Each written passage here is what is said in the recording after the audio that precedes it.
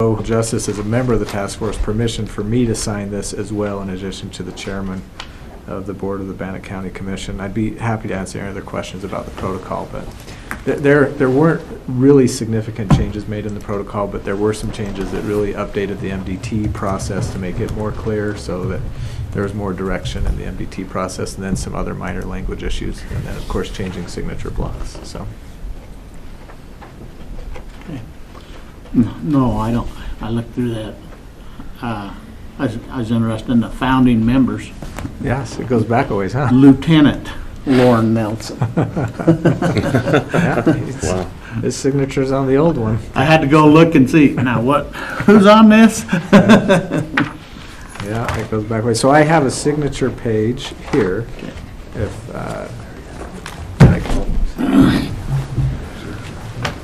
and then if it's okay if I sign as a agency involved as well, so if that's all right.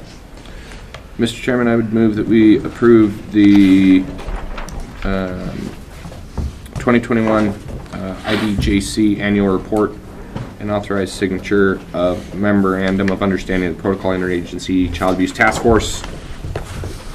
We have a motion. All in favor, say aye. Aye. Aye. Passed.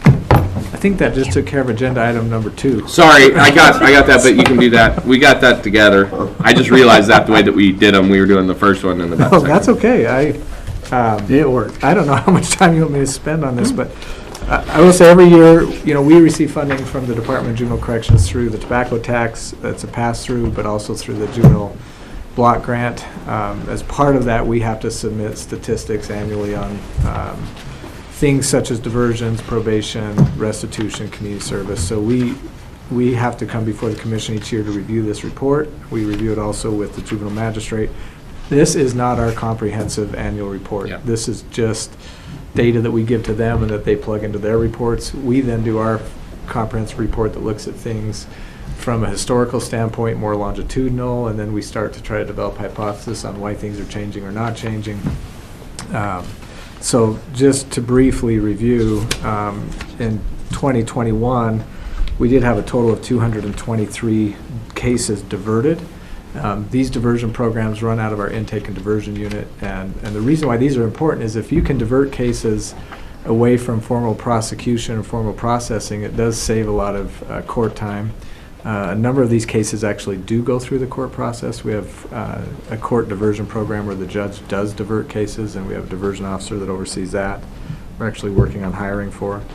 We have a specialized diversion program called Truancy Court, where truancy cases are referred, and then we have a specialized program called the Status Offender Track, where kids who are charged with things like runaway, beyond parental control, curfew, can be diverted to that program.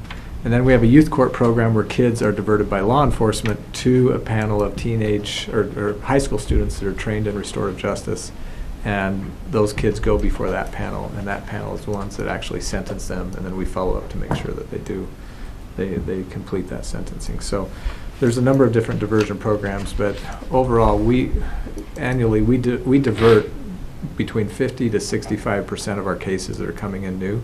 By trying to make sure we're taking the lowest risk kids and putting them in diversion programs, and the higher risk kids end up on probation and things like that. So our snapshot as of September 30th, end of the county fiscal year, was 223 kids on diversion.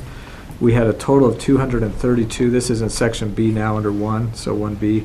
We had a total of 232 kids that were diverted last year, 126 males and 106 females. You can see the age breakdown. 81 under the age of 14. So that's a pretty scary statistic, actually, because one of the best predictors of future delinquency is age of first offense. If kids are arrested before age 14, they're much more likely to go on and have chronic offending behavior. So these diversion programs are designed to get them into certain services that we hope will help prevent that. We had 192 that were discharged, 149 were successfully, and 43 unsuccessfully. That 43, that's going to be a percentage that's lower for us than it's been in the past. Our successful completion rate, I think, is affected by a number of things, one of which is the truancy court program in particular had really difficult truancy cases, particularly through the pandemic. And we just had a ton of referrals, and we have a part-time person working 60 to 70 cases at one point. and those cases were complex because a lot of them were staying at home, or they had part-time school, or they were already behind in school and discouraged, and there was mental health problems on top of that. So we're putting together really a strategy to be more effective as we see this truancy court, the needs changing of the youth who are referred to that truancy court. So Section 2 looks at supervised probation. As of September 30th, we have 216 kids on probation. You can see the breakdown in terms of the race. In Bannock County, we do have an issue with racial and ethnic disparities. We have 40 kids right now on probation that are Native American. A number of those kids have absconded, but we need to work with the tribes to develop a more effective approach to working with families who are on the reservation. And so we're working with Department of Juvenile Corrections to really make sure our statistics are accurate from the standpoint of arrest, to petition, to probation, to detention, to all those aspects. And then putting together really a team that will work on this issue, and putting together protocols that will help address really the systemic problems that are leading to these racial and ethnic disparities. So if we go to Section C, this is the probation intakes. We had a total of 76 males. These are new cases placed on probation, 76 males and 33 females for a total of 109. And last year I think we had 111 that were placed on probation, so we were down 2. To give you some perspective, in 2019 we had 202 kids placed on probation. So we're about half of what we've been in the past, and a lot of that is when school's not in session, we see less citations. A high percentage of our citations come from issues at school, things such as truancies, thefts, disorderly conduct, those types of related issues. There's a lot of adult eyes on those kids at school, and they get in trouble. So you can see that we had 24 in this case under Section D that were under the age of 14 at the time of their intake. We had 5 juveniles that we supervised during the year who had suspended commitments to the Department of Juvenile Corrections. So the judge had committed them to the department, suspended it, said we want you to work with them in the community to try to prevent them being placed with the Department of Juvenile Corrections. So, but we had 5 total during the year that were on a suspended commitment. When you look at probation discharge, this is under Section F. We released 118 from probation, 102 successful, 16 were unsuccessful. That was 86.4% successful completion rate. In 2020, we had a 91.3% completion rate that was successful, and in 2019 it was 88, and in 2018 it was 82. So we're down from last year, but we're up from the previous years. We'd like to be, our goal is to be at that 90% rate if possible. So 3 is petitions filed during the reporting period. This petition could have multiple charges. So this is a referral to court, could have 1 charge, it could have 2 or 4 charges, but we had 675 petitions filed in court. This does not include attendance court, and it does, which Judge Murray goes out to the school and does, but they do file a petition on that, but it's a case we don't see in court. Last year in county fiscal year 2020, we had 529 petitions, so we're about 150 more. Again, we would expect that with school being back in session full time. In 2019, we had 824 petitions, and in 2018, we had 710. So we're below those years still that were pre-pandemic, but so it's actually pre-pandemic numbers. 675 is a good number. So total number of violations filed: we filed 186 formal probation violations on kids, 21 on parents. So the judge has jurisdiction over the parents as well. So if they're not reporting probation violations or they're encouraging violations, we can file contempt violations on them, and we did that in 21 cases. Next is the crimes listed on the petition under the Juvenile Corrections Act. 2021, there were 79 felonies petitioned into court, 441 misdemeanors, and 201 status offenses. Those are the things like curfew, again, truancy, those types of offenses. We had 94 tobacco offenses petitioned into court and 18 alcohol offenses. Just to give you some perspective, 2020 we had 94, in 2020 we had 53 tobacco offenses. So again, kids weren't in school and they're not caught vaping because they're not in school. So vaping is considered tobacco. Yeah, vaping. Any of those e-cigarettes, vaping, all that stuff all fall under the same. So Our recidivism rate, this looks at the number of kids who, we look at this cohort that's 2 years past. So we look at the group of kids who were released in 2019, and then we go out and measure them 2 years later to see did they recidivate. Of that group in 2019, there was 163 kids total. 5.52% recidivated within 6 months of being released from probation. 10.43% recidivated after 12 months from probation, and about 16%, 15.95% recidivated 2 years after being released from probation. That's about a 1% increase from where we were in 2020 when it was a 14.9% recidivism rate for kids who've been released after 2 years. Then we look at reoffense, and what this does is says, okay, during that year of all the kids that were on probation in 2019, how many of the, or excuse me, in 2020, county fiscal year 2021, of all the kids we supervised, how many of those kids recidivated, which would include while they're on probation. And so that was 20%. That 67 out of 334 had recidivated at some point in time during the year while they were on probation. So that's about 1 in 5. So that's consistent with where we were last year. It was 20.67. The goal is, once you get them through probation, you reduce their risk, you start to see behavior change, you get off, you should see reduced recidivism numbers. And there is a slight reduction in that, going to 15%. So we collected $16,000 in restitution that was paid to victims in 2021. We had 234 kids do at least 1 hour of community service, and we completed a total of 4,894 hours of community service. Those kids did. In 2021. So don't know what other questions you have. I'd do my best to answer or get back to you if I don't have the information today. No, I think the only thing, like I said, if you have issues, trying to do something, work with the tribes. I don't know if there's something that we can do to maybe start that.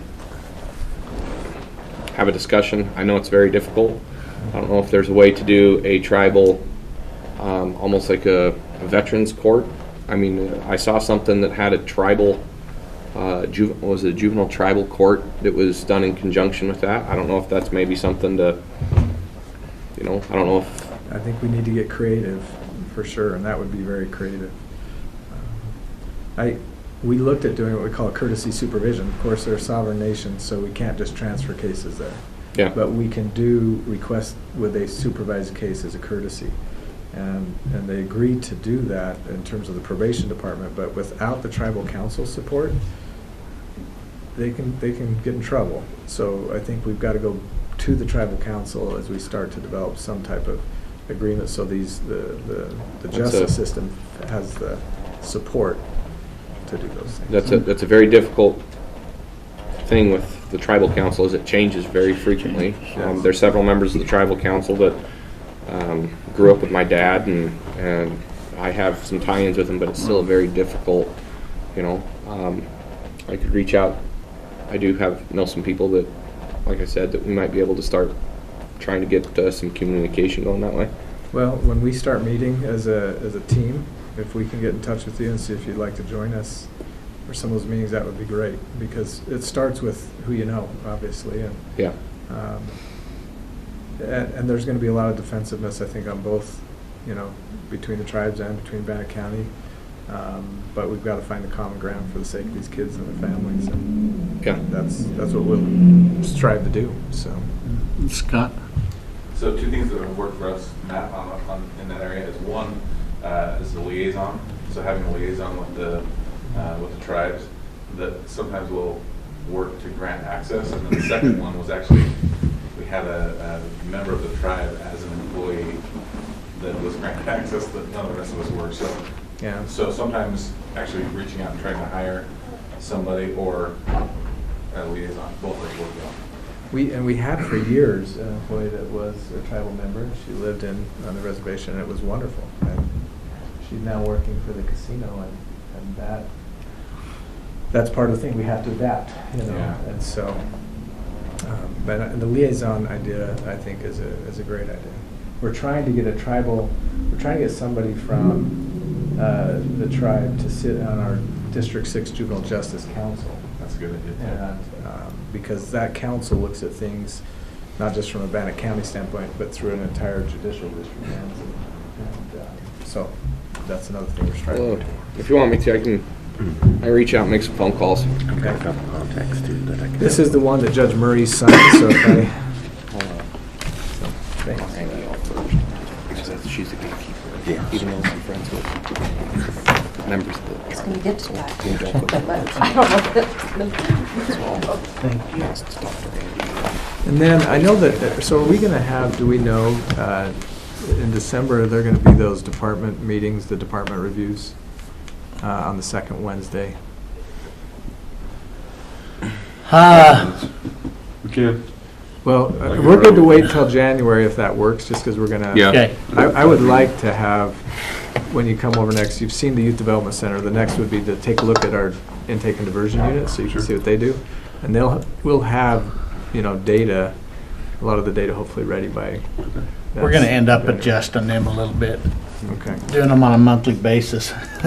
Too much? It's a lot of, well, it's good to, because by the time you get to do it, but if each commissioner is trying to meet monthly, that's 3 meetings a month for one department. That's 3 hours that you're losing just dealing with us, and that's overkill. Well, we're good waiting until February. We'll Okay. do it whenever. I just need March to would be know- good too, maybe April. We're gonna talk about it. If we want to start this in 2023, I just needed to know if December was going to happen for sure, because I'll need to adjust my schedule. But it is good though. It will not. Yeah. We'll just put it that way. Okay. It is good though for us to be able to see what's going on, because like I said, as we start getting into budgetary cycles, it answers a lot of questions for us that we already know that, okay, we have these departments that we're prepped throughout the year so we don't get caught off guard by a big ask, or, is there a shortfall, or we're seeing the problems as they're coming instead of just getting caught in July and then we try and shoehorn it in somewhere. Yep, I A understand. motion on this before I sign it. I already proved it. Before I ever Did it in the settled first in- one. It was in the first one? Yeah, I did it all together. I didn't Okay. realize I did it all together. Well, I tried to talk fast. Hopefully it made sense. Proactive. No, that's good. And like I said, I'll see if I can get some phone calls out there. There's a protocol that you have to follow, so I'll see if I can Yeah. get some. January should be good, if you guys are ready to go. I guess If it you'd can rather be do February, we can do that. Let me check with Todd, see if he feels like he'll have those statistics done by January. If not, if Yeah. we could do February. Either way. But I'll let, you want me to just communicate that That'd directly be to you? great. You want to send me an email or Okay. call me, whatever, either way. Sounds great. Thanks, Matt. Thank you very much. Thank you. Have a great day. All right. I gotta tell you, that 20% recidivism rate is ridiculous. It is such a phenomenal job you guys are doing. We had 66% recidivism over a 2-year period of time, so when I hear rates like 20%, I just want to tip over a little bit. Not that that's super important, but it Well, we've got great support. is awesome. So thank you. See ya. Thank you. Nobody needs to tell you guys how great Matt is, but sometimes it still floors me what an awesome guy he is. All right, Scott Crowler, business manager, event director for the Wellness Complex. So, 2 things to talk about today. Am I good to talk about the fee schedule stuff? Yeah, we have It's been amended amended, on okay. the agenda. discussion only. Discussion, that's fine. We didn't receive any paperwork on it. I haven't received. He's got copies. We have, as far as I know, but Christie put it together before she left, so Okay. there may be something downstairs. I don't know that she did get it, or if she saw it, because the only thing I saw were the chairs. It's something that maybe we need to, like, with the form that we fill out online, there's 2 lines. We put fee schedule in the top line, and then the rec desk stuff in the second line. But when it created the agenda request, it just merged them together with no spaces, and so it looks a little bit funky on the agenda request. And they're both on the agenda. Uh-huh. I'm just saying, we didn't receive any fee forms to look at. Okay, yeah, I've got a couple for you guys to review. So, actually, I'll just pass these out really quick.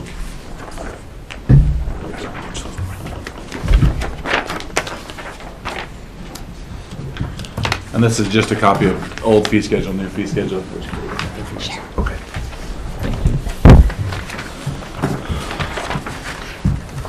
So as I guess I'll jump into the fee schedule stuff first. When we put together our fee schedule stuff for this year, you know, we made a lot of changes. We made a lot of additions to or modifications to the old fee schedule. And there was a lot of those things that I thought, man, this really looks good, until I got in and started using them practically, and I'm like, okay, this doesn't work for us. And so having some of the conversations, I talked to Christy Clauser just a little bit about it, and there are some things that we can do. If it's a fee reduction, it can be done, you know, with a decision from you guys. But at some point, we will have to do another public hearing to add something in. So when we look at on our new fee schedule, we added in lights. I'll just give you an example. We added in lights.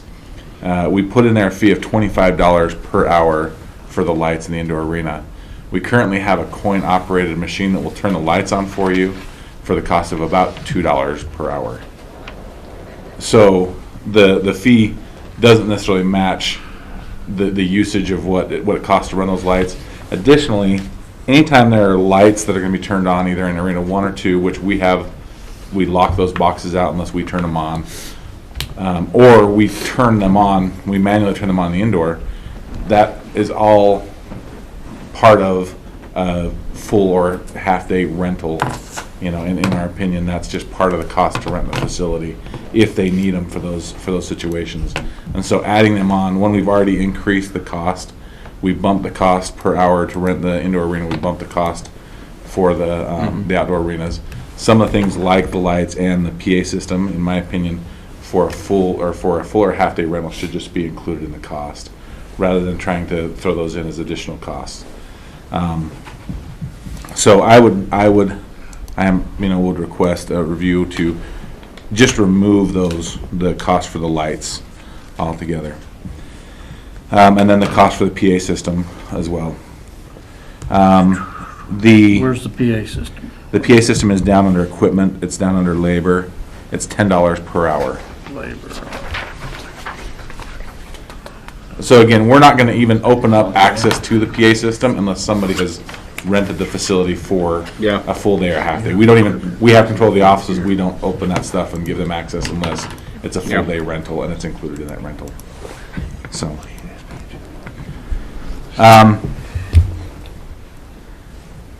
The other issue really is Building B. Recently, we've really expanded the use of our Building B.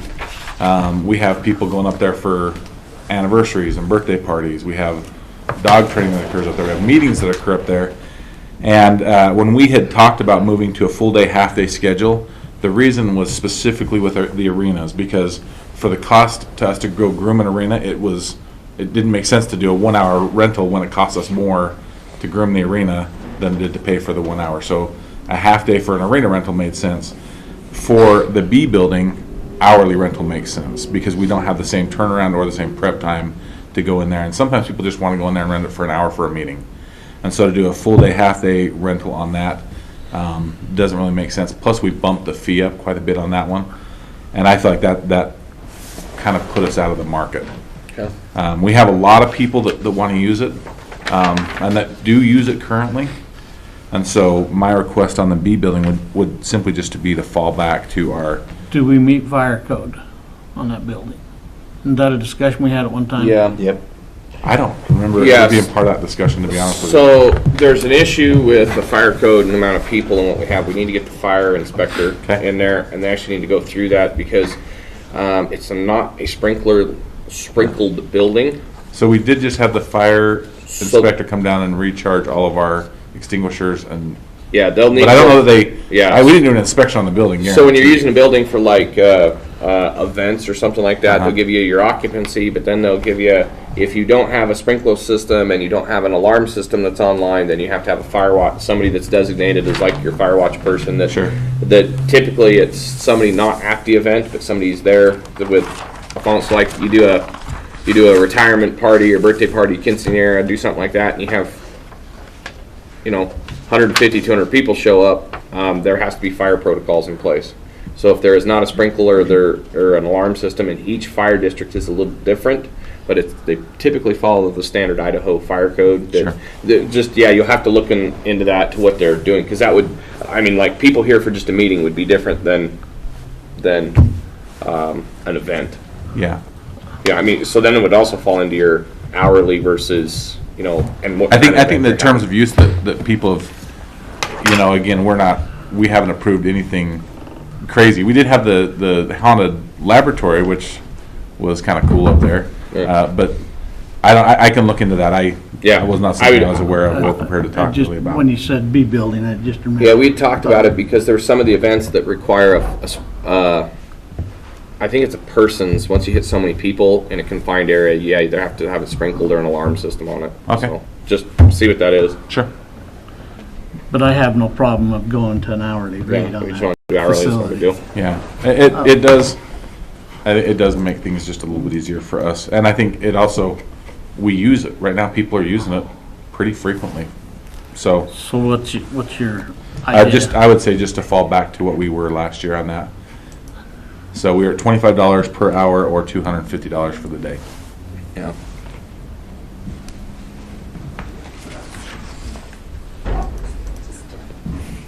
They're all looking at me right now. I'm just gonna grab my computer. So, and then I'm going through all the fee reductions first, and then on the equipment, there's an operator with equipment, the tractor, backhoe, skid steer, $75 per hour. Honestly, those are just going to be wrapped up in contracts. I don't think that we have just a standard fee for that, because there's not any time that I'm just going to send an operator over unless it's part of an event or it's wrapped up in a contract. And then the tractor, no operator, really should be $50 a day, not $50 an hour. Really, all they're covering is gas and incidentals with the tractor. That's what we're asking for. By doing it per hour, it does become pretty cost prohibitive for people. Okay. So those are all the fees that I would like to have a reduction or, a modification. Chris, are there any issues with So those ones? operator with equipment, $50 per hour. Oh, sorry, operator with equipment, contract only. We just, that's not something that we even charge, it's just gotta be part of a contract. Yeah, And these really shouldn't impact revenue they projections? will not just- impact revenue projections. Just simply because we don't have a good trend on how we project No. revenue anyways. No, and I think, So- and we bumped our revenue projections from last year to this year, Uh-huh. and I still feel confident that we're gonna meet Oh. those revenue projections. Because these probably didn't play in a ton to those. Not a ton. So, But I think it'll help us out, give us a good starting point. And then the last thing is, we originally had like horse stall rentals as a monthly rental, as well as daily rentals. And we took off the monthly rentals for like our horse stalls, our hay tack room, and our walkers. And those would be things that we would need to add back in, so we'd have to do a public hearing to add those back in. Okay. And I appreciate your patience with me as I learn this process. Hopefully it makes things a little bit easier for us. what was the monthly rate on the stalls that you? So on the stalls, we had 55 for a stall only, 65 for stall plus access to like either the track or the barn in the wintertime Yeah. for people up at the top one.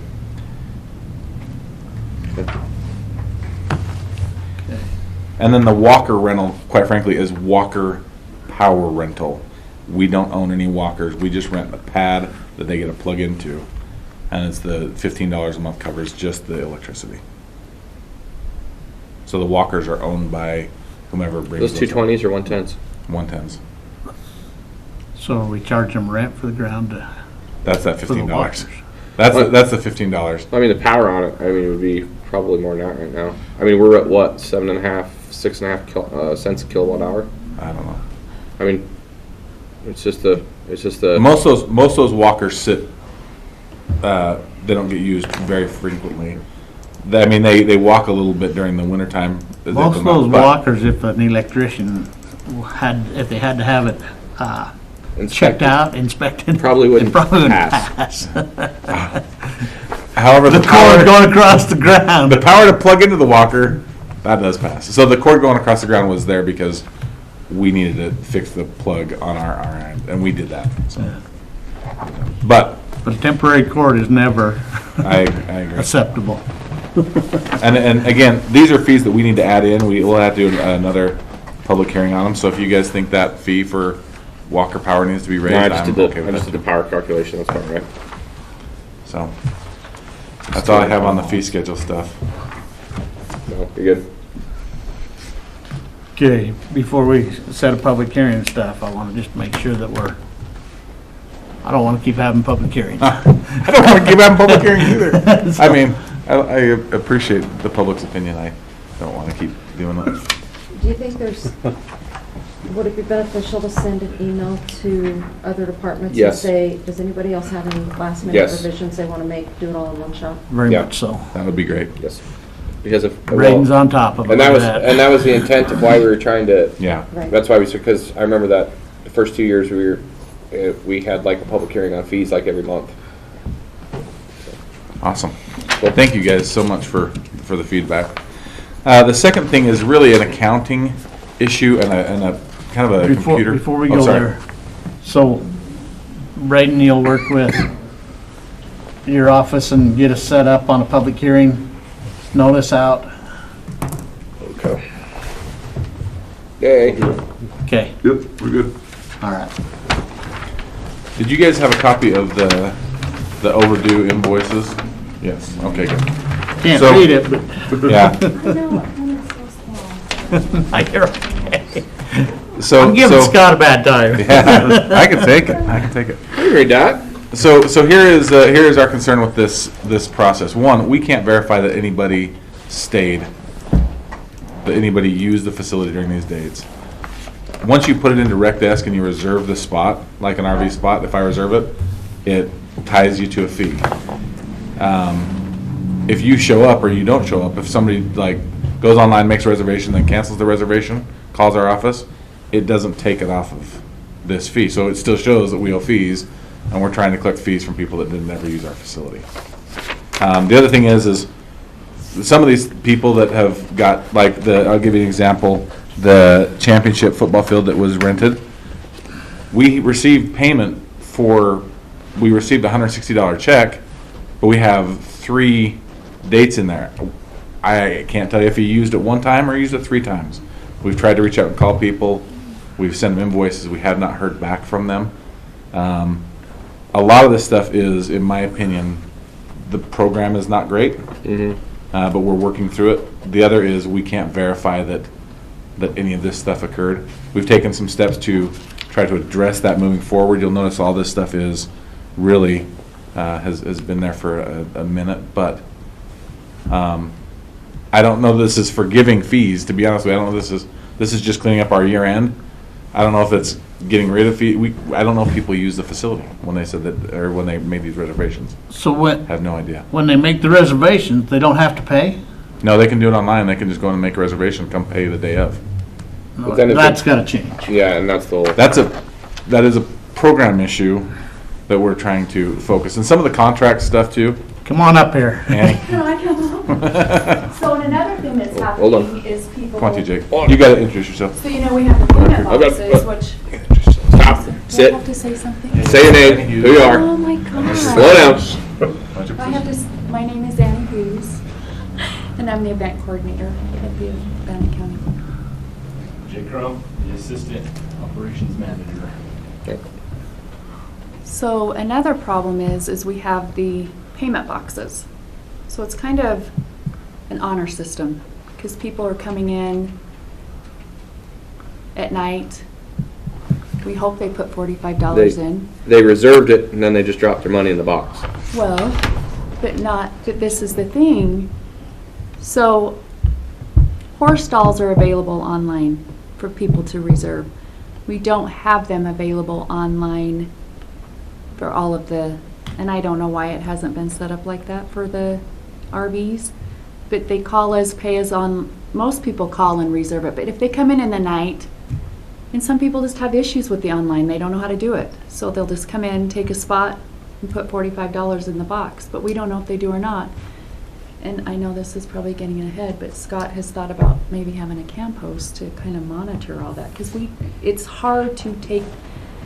And another thing that's happening, like Scott said, is people come in and Or they reserve it and they don't pay, we don't know, and it shows that they still owe us money. So we just don't know how to, we're trying to Some of figure it this out. is just logistics of Yeah. using the program, Well, and you plus creating policies that allow us to. you have an unsecured area Yes. that there's no way to, And I don't unless know you that- lock it down with a fence and a code to get into it. And I don't know that in a public meeting I want to address all of the the ways people could potentially take advantage of us. I would prefer to know that we've identified some of those and we're addressing them as we go. But there are ways that if somebody called up and said, "Hey, do you have this RV spot available on these days?"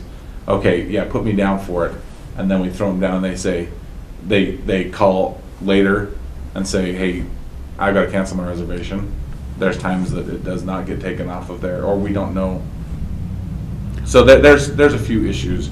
It's specifically related to the program. And this is not a new issue. This Yeah. has been an issue since the facility's been up there and since we've been using Rec Desk. Some of the other problems we have with Rec Desk is when you put in a charge, so you put in a charge and we reserve 4 hours, but then they end up only using 2 hours. There's no great way to It won't go show a back. write-off of the Yeah. 2 hours, or show that it was only used for 2 hours, not 4 hours. So Scott and I are working on this. I did get a hold of Tyler. They have a Park and Recs module that we're going to, I've got a fact sheet, I just got it this morning. That's great. So we're gonna work on this and see if there's some program that we can utilize to change, get rid of Rec Desk. So that one, we'll be able to track write-offs, which would be amazing, instead of using a spreadsheet. And then the other thing we can do is appropriately track and monitor payments. Another shortcoming of Rec Desk is, say I decide to rent the facility for a high school graduation, a high school reunion. It It's on can be here. put in by Annie as my name, and then when I pay, it could be put in as Pocatello or whatever the school is. And so you have the disconnect of that. If you don't know that it's in my name, you're trying to pay for it under what the event name is. So there's Yes, that I'm disconnect, always trying to which figure is it out. horrible, but there's no way to put 2 names in. So Yeah. Well, I think they need to, when they make a reservation, they need to pay. yes, And most of the time, they do call and pay. But like I said, there are those people that come in the night. We have no idea if They make paid. the reservation. If they do drop the money in the box, did it actually get accredited to the right Right. one? Right. The box system is a whole. So the other- power's open to them? We have them locked. We have locked it now. We have Okay. locked them now. So a lot of this, you know that we've hired staff to, and we have a staff member that specifically does Horstall's RV stuff. Okay. And so he comes in late at night, opens stuff up for people, and he's taken a lot of ownership in this stuff, but we did not have him all season. So, and we have, I mean, I'm sure you guys know, we have made sure that people have paid Mm-hmm. Yeah. with the help of the sheriff's office. Yeah. Well, with this, like the championship field, I think they only used it once. I think the field wasn't in very good shape, and I'm just saying Jeff was a referee on that game. Yeah. And I think that they went to Blackfoot after that or something. I think it was Because they only just used. I think it was only. But, and that's some of the issues we have is we've reached out and tried to get a hold of people unsuccessfully, but we also we don't know whether they did or not. That's the thing that's hard, but we just can't verify some of this information. so if we can start with a clean slate, moving forward, then we'll put in procedures Mhm. and processes that will prevent this from being an issue in the future. Yeah. Yeah, I would say that we need to go ahead and get I think it's a resolution to write this off, isn't it? I mean, is it a write-off? Is it a clear the books? But you need to clear the books probably, or address it in a way to move it out so it's out of the system, so it's not showing a negative $2,415.30 in the system. We need to be able to pull that out, but we need it for accounting purposes, and we need it for record keeping, that, yes, we were aware of this just wasn't Right. Scott that did this, auditing's involved, you know, clerk's office involved, we're involved, good to go. You know, what do we have to do that way? So I would say that that's what we need to move forward, and probably put that on for Tuesday and get it done and get it cleaned up. Because you're putting a year end together, right? Or this would be Yeah, in the but- year end? So we haven't put this on as a receivable. Uh-huh.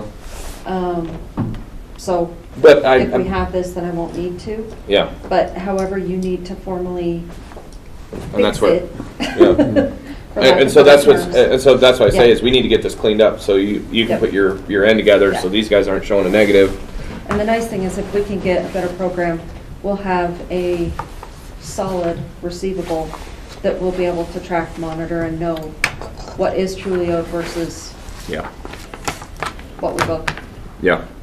Okay, Nancy, you're the expert in this situation. What do we need to do to make it clean? I would say,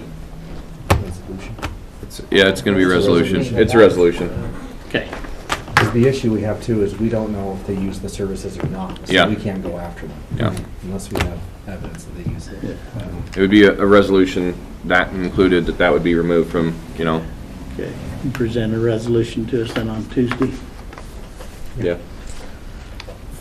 Okay. Have fun writing that. Brian's like, I was like, where you can actually read the names. Do I go on Would you rec like the one desk you can and actually take read them out, or do you want me to wait? Should have it electronically and just send to her so that, yeah, there'll be an electronic copy that you can just cut, copy, and paste and I'll move in just put them there. at zeros. So you should just be able to write a resolution that says effective, blah, blah, blah, blah, legalese, legalese. Legalese. And that is all. Thank you very much. thank you. Recess till 11:30. Okay, So executive session? we will be at recess.